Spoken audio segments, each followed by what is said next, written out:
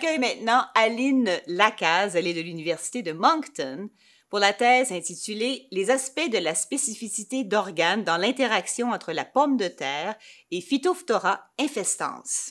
Aline.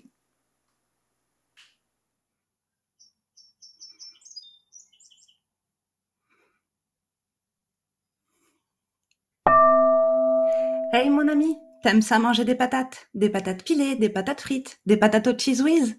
Moi, j'aime ça manger des patates, mais les faire pousser encore plus. Parce que c'est facile, il suffit de mettre une patate dans la terre, arroser et ça pousse. Ce que j'appelle patate, c'est en fait un tubercule. C'est un organe qui contient beaucoup d'amidon et donc beaucoup d'énergie lorsqu'on le consomme.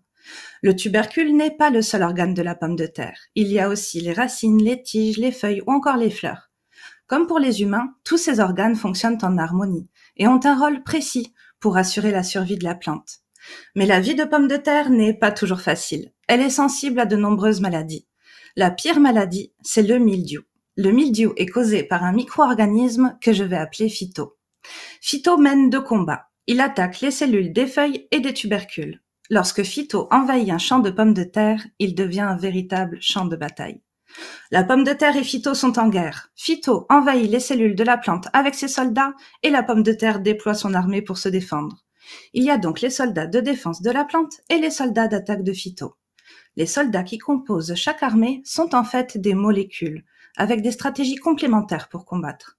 Par exemple, chez la pomme de terre, il y a des soldats de défense qui guettent l'ennemi à la surface des cellules pour prévenir de l'attaque imminente, et d'autres qui prennent les armes pour défendre directement l'intérieur des cellules. Durant ma thèse, j'ai voulu savoir si ce sont les mêmes soldats de défense et d'attaque qui combattent dans les feuilles et dans les tubercules. Cette question est importante pour aider la pomme de terre à lutter contre Phyto. Il faut que les méthodes de lutte soient efficaces, par exemple en sélectionnant les plantes qui ont les troupes de soldats les plus performantes et adaptées à chaque organe. Pour cela, j'ai comparé chez la pomme de terre et chez Phyto le nombre de soldats déployés entre les feuilles et les tubercules. J'ai remarqué qu'il existe bien des différences, autant dans la défense de la plante que dans l'attaque de Phyto. Par exemple, certains soldats sont présents exclusivement dans les feuilles et donc absents dans les tubercules, ce qui indique que les combats opposent des soldats différents selon les organes. Mais ces différences peuvent changer au cours du temps et de l'évolution. Certains soldats prennent leur retraite et il peut y avoir de nouvelles recrues. Il faut donc rester vigilant et passer les troupes en revue de temps en temps. Ces résultats montrent que la pomme de terre et Phyto ne sont pas si différents, car chacun adapte ses molécules de combat aux organes pour survivre. Cette spécificité d'organes pourrait se retrouver chez d'autres plantes attaquées par Phyto ou par d'autres micro-organismes.